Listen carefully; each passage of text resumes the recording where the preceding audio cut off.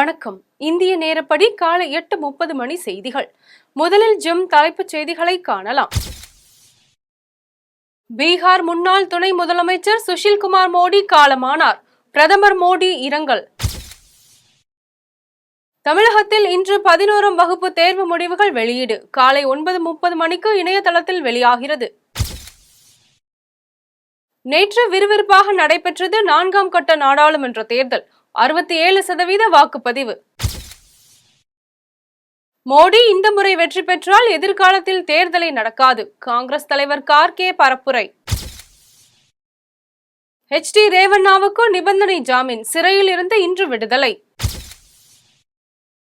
மும்பையில் புழுதி புயல். ராட்சத விளம்பர பலகை விழுந்த விபத்தில் 14 பேர் பலி.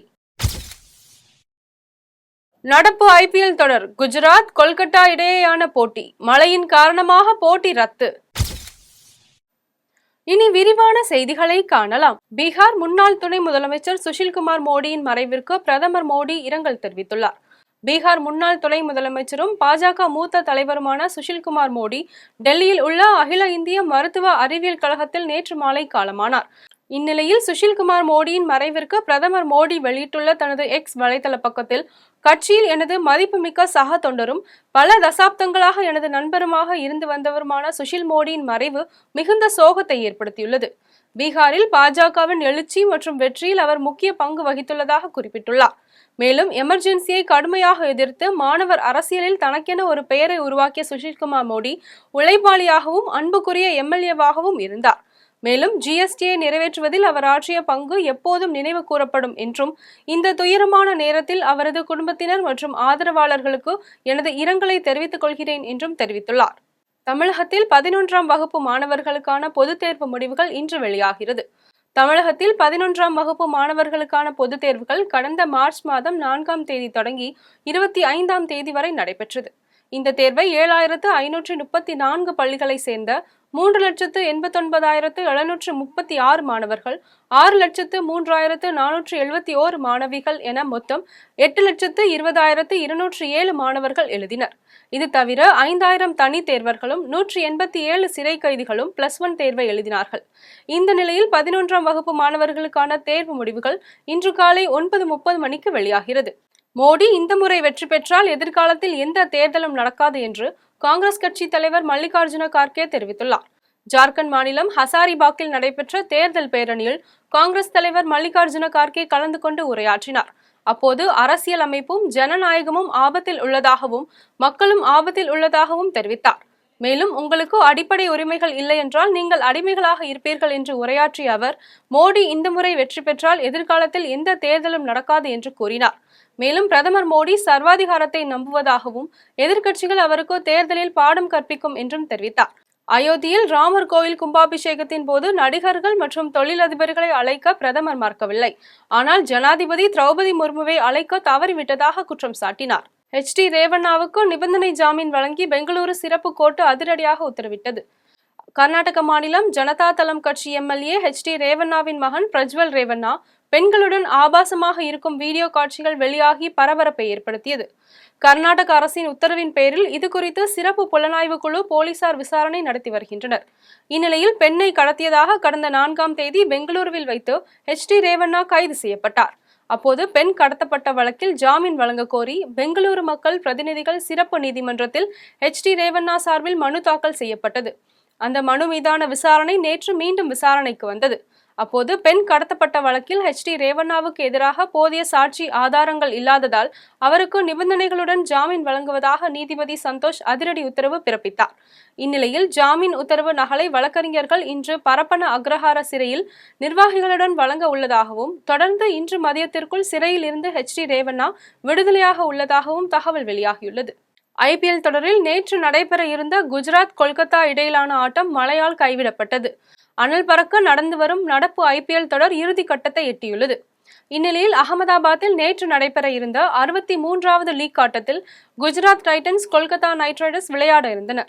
ஆட்டம் துவங்க இருந்த நிலையில் அகமதாபாத்தில் கனமழை பெய்த காரணத்தால் இந்த ஆட்டம் டாஸ் கூட சுண்டப்படாமல் கைவிடப்படுவதாக அறிவிக்கப்பட்டது. மேலும் இரு அணிகளும் தலா 1 புள்ளிகளுக்கு வழங்கப்பட்டது. இந்த ஆட்டம் கைவிடப்பட்டதன் காரணமாக குஜராத் 13 போட்டிகளில் விளையாடி 11 புள்ளிகள் மட்டுமே எடுத்துள்ளது. இதனால் முன்னாள் சாம்பியனான குஜராத் டைட்டன்ஸ் நடப்பு சீசனில் பிளே ஆஃப் வாய்ப்பை இழந்து 3வது அணியாக வெளியேறியது. மதுரை அரவிந்த் கண் மருத்துவமனையின் மருத்துவர் பூ நாச்சியார் அவர்களுக்கு பத்மஸ்ரீ விருது வழங்கப்பட்டது. மதுரையில் டாக்டர் பூ நாச்சியாரின் தமையனார் டாக்டர் பூ வெங்கடசாமி அவர்களால் அரவிந்த் கண் மருத்துவமனை 1976ஆம் ஆண்டு ஆரம்பிக்கப்பட்டது. இவருக்கு 1993ஆம் ஆண்டு பத்மஸ்ரீ விருது வழங்கப்பட்டது. இதேபோன்று மருத்துவமனை வளர்ச்சிக்கு சிறப்பாக பணியாற்றிய நம்பெருமாள் சாமிக்கு 2007ஆம் ஆண்டு பத்மஸ்ரீ விருது வழங்கப்பட்டது. இந்நிலையில் மதுரை அரவிந்த் கண் மருத்துவமனை நிறுவன உறுப்பினரும் கௌரவ இயக்குநருமான டாக்டர் நாச்சியார் அவர்களுக்கு கண் சிகிச்சை சேவையை பாராட்டி பத்மஸ்ரீ விருது வழங்கப்பட்டது.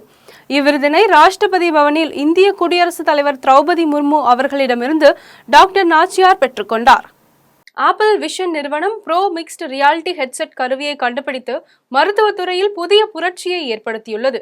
ஆப்பிள் விஷன் நிறுவனம் தற்போது கண்டுபிடித்துள்ள விஷன் ப்ரோ மிக்ஸ்டு ரியாலிட்டி ஹெட்செட்டின் மூலம் கோவை தனியார் ஜெம் மருத்துவமனை மருத்துவர்கள் அறுவை சிகிச்சையை எளிதாக்கியும் உலகின் எந்த மூலையில் அறுவை சிகிச்சை நடைபெற்றாலும் அதனை காணும் வகையிலும் கண்டுபிடித்து பிரமிக்க வைத்துள்ளனர். இன்றைய நவீன உலகில் எலக்ட்ரானிக்ஸ் கருவிகளின் கண்டுபிடிப்புகள் மனிதனின் பல்வேறு தேவைகளுக்கு இன்றியமையாததாக உள்ளது.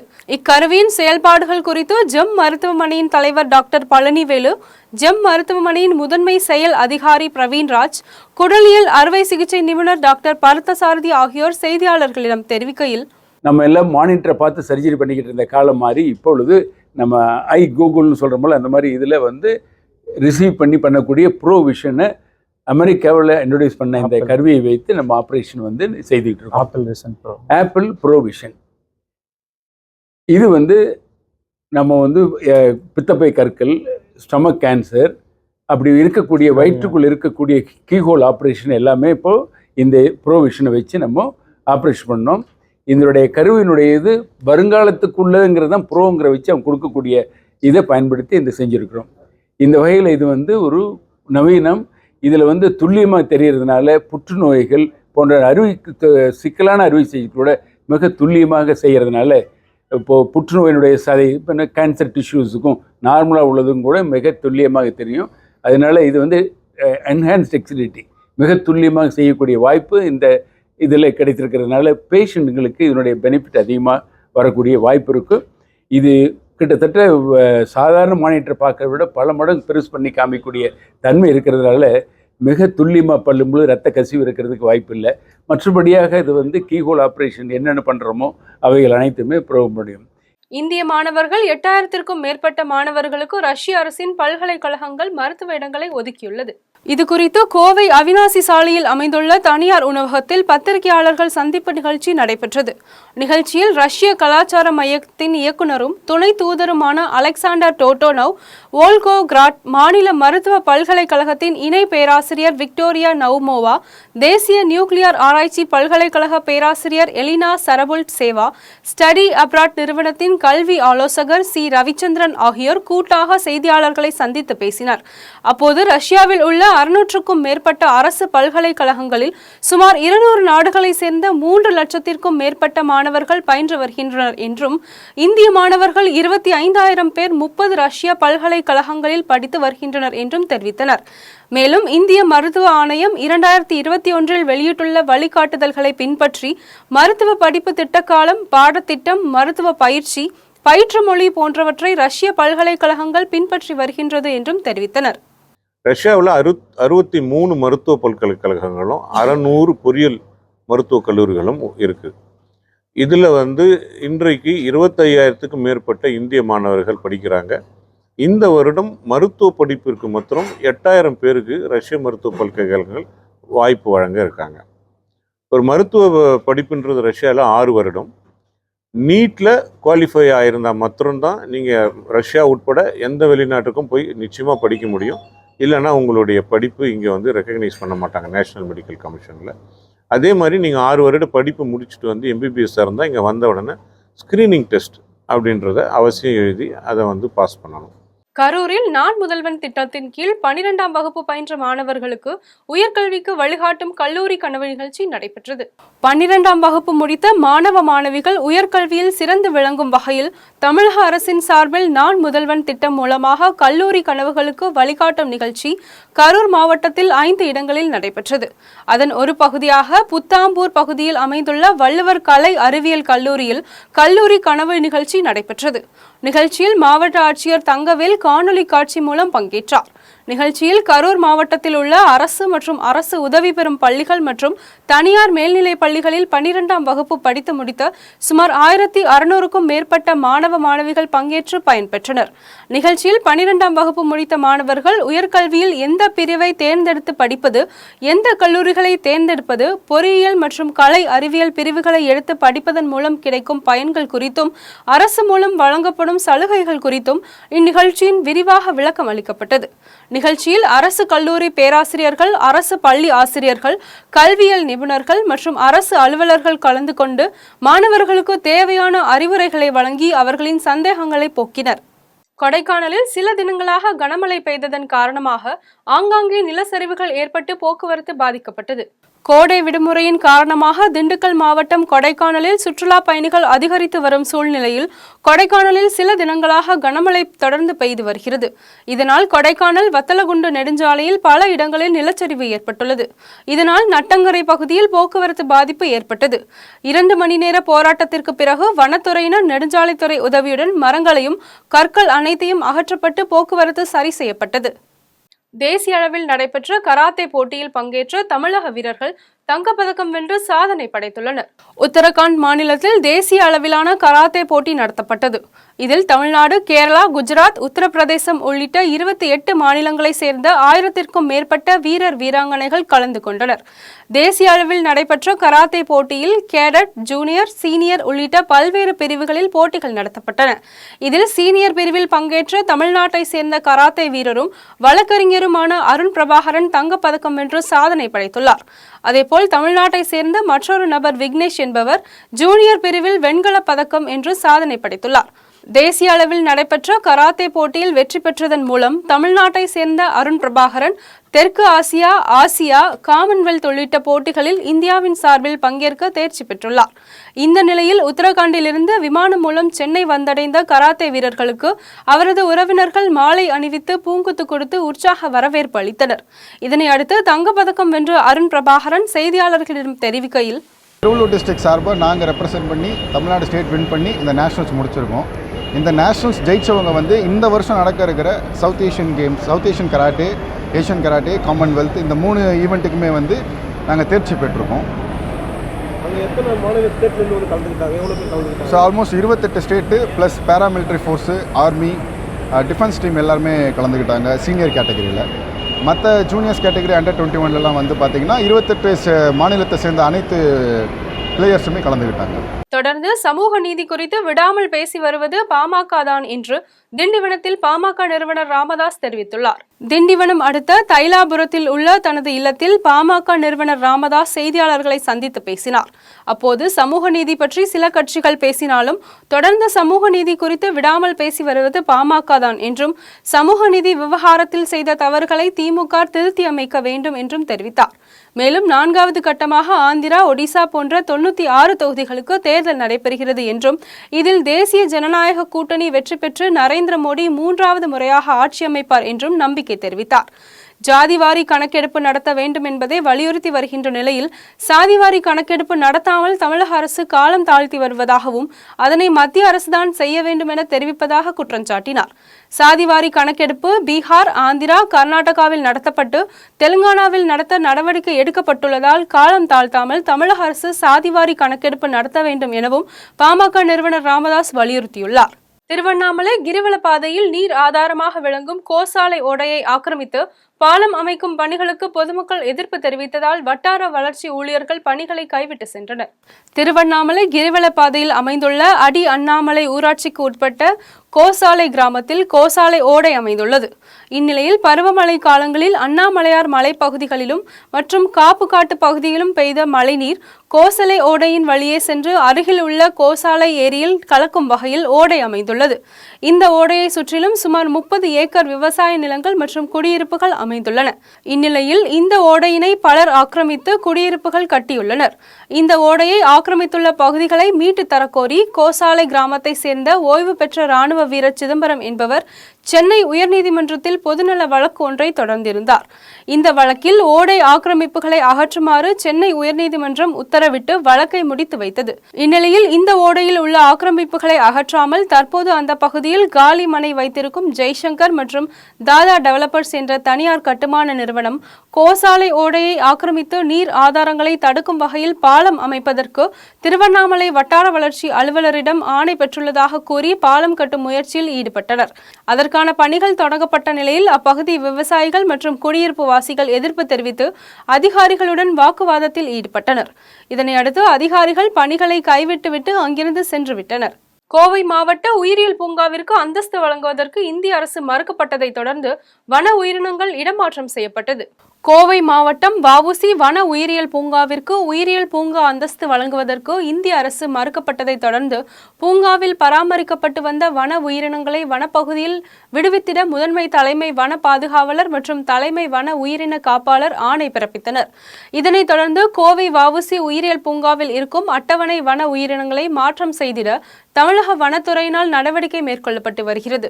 அதன் ஒரு பகுதியாக வஉசி பூங்காவில் பராமரிக்கப்பட்டு வரும் புள்ளிமான்களை மாற்றம் செய்திட அதன் புழுக்கைகளை ஆய்வகத்திற்கு அனுப்பி வைக்கப்பட்டு புள்ளிமான்களுக்கு காசநோய் தொற்று எதுவும் இல்லை என அறிக்கை பெறப்பட்டது. அதன் பின்னர் மார்ச் மாதம் முதல் மான்களுக்கு வழங்கப்பட்டு வந்த அடர் தீவனங்கள் நிறுத்தப்பட்டு கூடுதலாக பச்சை தீவனங்கள் தாவர வகைகள் மான்களுக்கு அளிக்கப்பட்டு வந்தது. இதைத் தொடர்ந்து வனத்துறை அதிகாரிகள் முன்னிலையில் 26 புள்ளிமான்கள் பிரத்யேக கூண்டு வாகனத்தில் ஏற்றப்பட்டு சிறுவாணி மலையடிவாரம் ஃபில்டர் ஹவுஸ் சராக வனப்பகுதியில் நல்ல முறையில் விடுவிக்கப்பட்டது. இதனை கண்காணிப்பு குழு அமைக்கப்பட்டு கண்காணிக்கப்பட்டு வருகிறது. கோபிச்செட்டிப்பாளையம் அருகே அரசு மதுபான கடையில் மது குடிக்க வந்த தொழிலதிபரை பீர் பாட்டிலால் குத்தி கொலை செய்துவிட்டு தப்பி சென்ற 2 இளைஞர்களை காவல்துறையினர் கைது செய்தனர். கோபிச்செட்டிப்பாளையம் அருகேயுள்ள வேட்டைக்காரன் கோயில் பகுதியை சேர்ந்த பாலுசாமி என்பவர் மரக்கடை, திருமண மண்டபம் உள்ளிட்ட பல தொழில்களை நடத்தி வருகிறார். இந்நிலையில் பாலுசாமி காமராஜ் நகர் பகுதியில் உள்ள அரசு மதுபான கடையில் உள்ள பாரில் மது குடித்துக் கொண்டிருந்தார். அப்போது பாலுசாமிக்கு அருகே இருந்த 2 இளைஞர்கள் மதுபோதையில் தகராறு செய்து கொண்டிருந்த போது அவர்களை பார்த்து பாலுசாமி அமைதியாக இருக்கும்படி கூறியுள்ளார். இதனைத் தொடர்ந்து தகராறு செய்து கொண்டிருந்த இளைஞர்களில் கௌதம் என்பவர் பாலுசாமியை கன்னத்தில் அறைந்ததாக கூறப்படுகிறது. இதனால் ஆத்திரமடைந்த பாலுசாமி தனக்கு அருகில் கிடந்த ஒரு கம்பியை எடுத்து தன்னை கன்னத்தில் அறைந்த இளைஞரின் நண்பரான விக்னேஷ் என்பவரை தாக்கியுள்ளார். இந்த சண்டையில் விக்னேஷுக்கு நெற்றியில் காயம் ஏற்பட்டது. இதனால் ஆத்திரமடைந்த விக்னேஷ் உடனடியாக அருகில் இருந்த பீர் பாட்டிலை எடுத்து பாலுசாமியின் பின்தலையில் ஓங்கி அடித்துவிட்டு விக்னேஷ் மற்றும் கௌதம் அங்கிருந்து தப்பி சென்றனர். இதையடுத்து ரத்த வெள்ளத்தில் இருந்த பாலுசாமியை கோபியில் உள்ள தனியார் மருத்துவமனைக்கு கொண்டு சென்று முதலுதவி அளித்த பின் அங்கிருந்து மேல் சிகிச்சைக்காக பெருந்துறை அரசு மருத்துவமனைக்கு கொண்டு செல்லும் போது வழியிலேயே பாலுசாமி உயிரிழந்தார். இதனை அடுத்து இந்த பாலுசாமியின் மகன் அளித்த புகாரின் அடிப்படையில் வழக்கு பதிவு செய்த சிறுவலூர் காவல்துறையினர் கௌதம் மற்றும் விக்னேஷ் ஆகிய இருவரையும் கைது செய்து விசாரணை மேற்கொண்டு வருகின்றனர். ஹாங்காங்கில் நடைபெற்ற ஆசிய நாடுகள் அளவிலான பளு தூக்குதல் போட்டியில் திருத்தணி அரசு கல்லூரி மாணவர் சாம்பியன் பட்டம் வென்று சாதனை படைத்துள்ளார். திருவள்ளூர் மாவட்டம் திருத்தணி சன்னதி தெருவை சேர்ந்த தேங்காய் வியாபாரி மகேஷின் மகன் யுவராஜ் என்பவர் திருத்தணி அரசு கலைக்கல்லூரியில் இறுதி ஆண்டு படித்து வருகிறார். இவரின் தாய்மாமன் ஆனந்த் என்பவர் பயிற்சி அளித்ததாலும் விடாமுயற்சியாலும் கடந்த 4 ஆண்டுகளாக பளு தூக்குதலில் கடினமாக பயிற்சி பெற்று மாவட்ட, மாநில அளவில் நடைபெற்ற போட்டிகளில் யுவராஜ் பங்கேற்று வெற்றி பெற்றார். இந்நிலையில் இந்தியா பளு தூக்குதல் பெடரேஷன் சார்பில் ஆசிய கப் சாம்பியன்ஷிப் போட்டிகள் ஹாங்காங் நாட்டில் நடைபெற்றது. இந்த போட்டியில் 59 கிலோ எடை கொண்ட ஜூனியர் பிரிவில் யுவராஜ் பங்கேற்று 500 கிலோ பளு தூக்கும் பிரிவில் முதலிடம் பிடித்து தங்க நாணயம் மற்றும் பரிசுகள் பெற்று சாதனை படைத்துள்ளார். இந்நிலையில் பளு தூக்கும் போட்டியில் ஆசிய அளவில் சாதித்து ஊர் திரும்பிய கல்லூரி மாணவன் யுவராஜுக்கு நகர இளைஞர்கள் மற்றும் சன்னதி தெரு பொதுமக்கள் மேளதாள வாத்தியங்கள் முழங்க சந்தன மாலை அணிவித்தும் ஆரத்தி எடுத்தும் உற்சாக வரவேற்பு அளித்தனர். திருப்பத்தூரில் கணவரின் நண்பனுடன் மனைவி தகாத உறவில் இருந்ததை கண்ட கணவர் தனது நண்பனை கொலை செய்த சம்பவம் பெரும் பரபரப்பை ஏற்படுத்தியுள்ளது. திருப்பத்தூர் மாவட்டம் குறிசிலாப்பட்டு அருகே குண்டு ரெட்டியூர் கிராமத்தை சேர்ந்த காளிதாஸ் என்பவர் ஓசூரில் மேஸ்திரியாக வேலை செய்து வந்துள்ளார். இவரும் அதே பகுதியை சேர்ந்த ஓட்டுநர் சரவணன் என்பவரும் நண்பர்களாக இருந்து வந்துள்ளனர். இதற்கிடையே காளிதாஸ் மனைவி ரேவதிக்கும் சரவணனுக்கும் இடையே கள்ள தொடர்பு ஏற்பட்டுள்ளது. இதை அறிந்த காளிதாஸ் சரவணனை பல முறை எச்சரித்துள்ளார். இந்நிலையில் நேற்றிரவு வீட்டில் சரவணனும் ரேவதியும் தனியாக இருந்துள்ளனர்.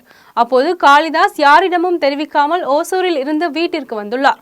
இதனை அடுத்து காளிதாஸ் வருவதை அறிந்த சரவணன் உடனே பீரோவின் பின்புறத்தில் ஒளிந்து கொண்டார். இதனை அடுத்து பீரோ பின்புறத்தில் சரவணன் இருப்பதை அறிந்த காளிதாஸ் ஆத்திரமடைந்து பீர் பாட்டில்களால் சரவணனை சரமாரியாக தாக்கியுள்ளார். இதில் படுகாயமடைந்த சரவணனை அங்கிருந்தவர்கள் மீட்டு திருப்பத்தூர் அரசு மருத்துவமனைக்கு கொண்டு சென்றனர். பின்னர் மேல் சிகிச்சைக்காக தர்மபுரி அரசு மருத்துவமனைக்கு மாற்றம் செய்யப்பட்ட நிலையில் சிறிது நேரத்திலேயே காளிதாஸ் உயிரிழந்தார். இதனை அடுத்து குறிசிலாப்பட்டு காவல்துறையினர் காளிதாஸை கைது செய்தனர். குடியாத்தம் கெங்கையம்மன் திருக்கோவிலின் தேரோட்ட விழா வெகு விமரிசையாக நடைபெற்றது. வேலூர் மாவட்டம் குடியாத்தம் கெங்கையம்மன் திருக்கோவிலில் தேரோட்ட விழா சிறப்பாக நடைபெற்றது. விழாவின் முன்னதாக மலர்களால் அலங்கரிக்கப்பட்ட தேரில் கெங்கையம்மனுக்கு சிறப்பு பூஜைகள் மற்றும் தீப ஆராதனை நடைபெற்றது. விழாவில் குடியாத்தம் சட்டமன்ற உறுப்பினர் அமலு விஜயன், நகர்மன்ற தலைவர் சவுந்தரராஜன், கோயில் நிர்வாகிகள் சம்பத், கார்த்திகேயன் ஆகியோர் கலந்து கொண்டு தேரினை வடம் பிடித்து இழுத்தனர். நகரின் முக்கிய சாலைகள் வழியாக மேளதாள வாத்தியங்கள் முழங்க கெங்கையம்மன் தேர் சென்றபோது பக்தர்கள் தங்களின் வேண்டுதலை நிறைவேற்றும் வகையில் உப்பு மிளகு தூவி வழிபட்டனர். தேரோட்டத்தை முன்னிட்டு காவல்துறையினர் பாதுகாப்பு பணியில் ஈடுபட்டனர். ஆம்பூரில் சீனிவாச பெருமாள் கோவிலின் கதவை மூடாமல் சென்ற பட்டாச்சாரியார் செய்த செயல் குறித்து சமூக வலைதளங்களில் வீடியோ வைரலாகி வருகிறது. திருப்பத்தூர் மாவட்டம் ஆம்பூர் மேல் கிருஷ்ணாபுரம் பகுதியில் அமைந்துள்ள சீனிவாச பெருமாள் கோவிலில் அர்ச்சகராக பணிபுரிந்து வரும் கண்ணன் பட்டாச்சாரியார் என்பவர் கடந்த வாரம் பூஜைகள் முடித்துக்கொண்டு இரவு கோவிலின் முன்பக்க கதவினை பூட்டாமல் அவசரமாக சென்றதாக கூறப்படுகிறது. இரவு நீண்ட நேரமாகியும் கோயிலின் கதவு திறந்திருந்ததால் அவ்வழியாக சென்ற பொதுமக்கள் கொள்ளையர்கள் யாரேனும் புகுந்து விட்டனரா என்று கோவிலுக்கு சென்று பார்த்தபோது கோயிலின் கதவு பூட்டாமல் அர்ச்சகர் சென்றது தெரிய வந்தது. அதன் பின்னர் இது குறித்து ஆம்பூர் நகர காவல்துறையினருக்கு பொதுமக்கள் தகவல் அளித்துள்ளனர். தகவலின் பேரில் விரைந்து சென்று ஆம்பூர் நகர காவல் ஆய்வாளர் ரமேஷ் தலைமையிலான காவல்துறையினர் நேரில் சென்று விசாரணை செய்தபோது அங்கிருந்து கோயில் நிர்வாகிகளுடன் கோயிலை பூட்டியுள்ளார். இச்சம்பவம் குறித்த வீடியோ சமூக வலைதளங்களில் பரவியதால் கோயில் அறங்காவல்துறையினர் அங்குள்ள சிசிடிவி காட்சிகளை ஆய்வு மேற்கொண்ட போது அர்ச்சகர் கோயிலை பூட்டாமல் சென்றது உண்மை என தெரிய வந்தது. இது குறித்து கோயில் அறங்காவல்துறை சார்பில் பட்டாச்சாரியாருக்கு விளக்கம் கேட்டு நோட்டீஸ் வழங்கி அவருக்கு மெமோ வழங்கியுள்ளதாகவும் அறங்காவல்துறை அதிகாரிகள் தரப்பில் கூறப்படுகிறது. திருப்பரங்குன்றம் சுப்பிரமணிய சுவாமி திருக்கோவிலில் வைகாசி விசாக திருநாளை முன்னிட்டு காப்பு கட்டுதல் நிகழ்ச்சி சிறப்பாக நடைபெற்றது. திருப்பரங்குன்றம் சுப்பிரமணிய சுவாமி திருக்கோவிலில் வைகாசி மாத வசந்த விழாவினை முன்னிட்டு சுப்பிரமணியருக்கு காப்பு கட்டுதல் நிகழ்ச்சி நடைபெற்றது.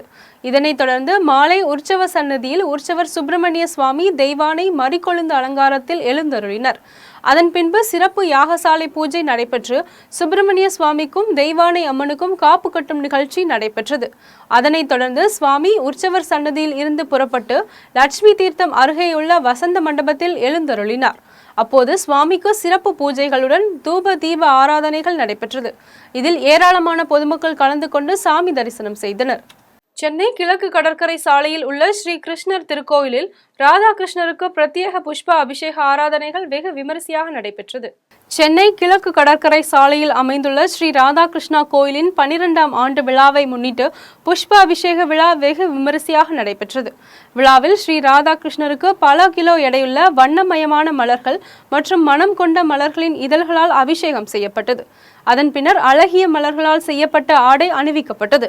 சுவாமிக்கு அபிஷேகம் செய்யப்பட்ட பல வண்ண மலர்களை பக்தர்கள் ஒருவர் மீது ஒருவர் வீசிய காட்சி பூமழை பொழிந்ததை போன்று இருந்தது. விழாவில் கலந்து கொண்ட பக்தர்களுக்கு அன்னதானம் வழங்கப்பட்டது. போரூரில் அமைந்துள்ள சிவகாமி சுந்தரி உடனுரை ராமநாதீஸ்வரர் திருக்கோவிலில் பிரம்மோற்சவ விழா சிறப்பாக தொடங்கியது. சென்னையை அடுத்த போரூரில் அருள்மிகு சிவகாமி சுந்தரி உடனுரை ராமநாதீஸ்வரர் சிவன் கோவில் அமைந்துள்ளது. இந்த கோவிலில் இந்த ஆண்டிற்கான வைகாசி விசாக பிரம்மோற்சவ பெருவிழா சிறப்பாக நடைபெற்றது. விழாவின் முன்னதாக மகேஷ் ஃபவுண்டேஷன் சார்பில் சீர்வரிசை பொருட்கள் மேளதாள வாத்தியங்களுடன் எடுத்து செல்லப்பட்டு கிராம தேவதை மகா காளியம்மனுக்கு சிறப்பு பூஜைகள் நடைபெற்றது. இந்நிலையில் வரும் 23ஆம் தேதி வரை சிவகாமி சுந்தரி உடனுரை ராமநாதீஸ்வரருக்கு பெருவிழா நடைபெற உள்ளது. பிரம்மோற்சவ தொடக்க விழாவில் பங்கேற்ற பக்தர்களுக்கு சாமி பிரசாதம் வழங்கப்பட்டது. கரூரில் அமைந்துள்ள ஸ்ரீ மாரியம்மனுக்கு வைகாசி உற்சவ பெருவிழா நடைபெறுவதை முன்னிட்டு பூச்சொரிதல் விழா கமிட்டியின் சார்பில் ஆலோசனை கூட்டம் நடைபெற்றது. கரூரில் பிரசித்தி பெற்ற மாரியம்மன் திருக்கோவில் வைகாசி உற்சவ பெருவிழா மே 12ஆம் தேதி கம்பம் நடும் நிகழ்ச்சியுடன் தொடங்கியது. வரும் 17ஆம் தேதி பூத்தட்டு ஊர்வலம் நடைபெறுகிறது. இந்த ஆண்டு 47 இடங்களில் இருந்து பூத்தட்டு ரதங்கள் வர உள்ளன. பூத்தட்டு ஊர்வலத்தையொட்டி விழா கமிட்டி நிர்வாகிகள் ஆலோசனை கூட்டம் தலைவர் மதன் தலைமையில் நடைபெற்றது. கூட்டத்தில் கரூர் மாநகர் காவல் ஆய்வாளர் உள்ளிட்ட காவலர்கள் கலந்து கொண்டு பல்வேறு அறிவுரைகளை வழங்கினர். பூத்தட்டு ஊர்வலத்தில் தாந்தோணி மாலை, வெங்கமேடு, வையாபுரி நகர், பசுபதி பாளையம், சின்ன ஆண்டாங்கோவில் உள்ளிட்ட பல்வேறு பகுதிகளிலிருந்து அலங்கரிக்கப்பட்ட ரதத்தில் அம்மன் ஊர்வலம் நடைபெறுகிறது. கூட்டத்தில் இரவு 2 மணிக்குள் அனைத்து பூத்தட்டுகளும் வந்தடையும் வகையில் ஏற்பாடு செய்ய வேண்டும் என்றும் இதற்கு அனைவரும் ஒத்துழைப்பு வழங்க வேண்டும் என்றும் தீர்மானிக்கப்பட்டுள்ளது. மீண்டும் ஜெம் தலைப்புச் செய்திகள். பீகார் முன்னாள் துணை முதலமைச்சர் சுஷில்குமார் மோடி காலமானார். பிரதமர் மோடி இரங்கல். தமிழகத்தில் இன்று 11ஆம் வகுப்பு தேர்வு முடிவுகள் வெளியீடு. காலை 9:30 மணிக்கு இணையதளத்தில் வெளியாகிறது. நேற்று விறுவிறுப்பாக நடைபெற்றது 4ஆம் கட்ட நாடாளுமன்ற தேர்தல். 67% வாக்குப்பதிவு. மோடி இந்த முறை வெற்றி பெற்றால் எதிர்காலத்தில் தேர்தலை நடக்காது. காங்கிரஸ் தலைவர் கார்கே பரப்புரை. HD ரேவண்ணாவுக்கு நிபந்தனை ஜாமீன். சிறையில் இருந்து இன்று விடுதலை. மும்பையில் புழுதி புயல். ராட்சத விளம்பர பலகை விழுந்த விபத்தில் 14 பேர் பலி. நடப்பு IPL தொடர். குஜராத், கொல்கத்தா இடையேயான போட்டி. மழையின் காரணமாக போட்டி ரத்து. இத்துடன் ஜெம் செய்திகள் நிறைவடைகின்றன. மீண்டும் ஜெம் செய்திகள் மதியம் 1:30 மணிக்கு. உடனுக்குடன் செய்திகளை காண GemLive.tv என்ற இணையதளத்தில் இணைந்திருங்கள். நன்றி, வணக்கம்.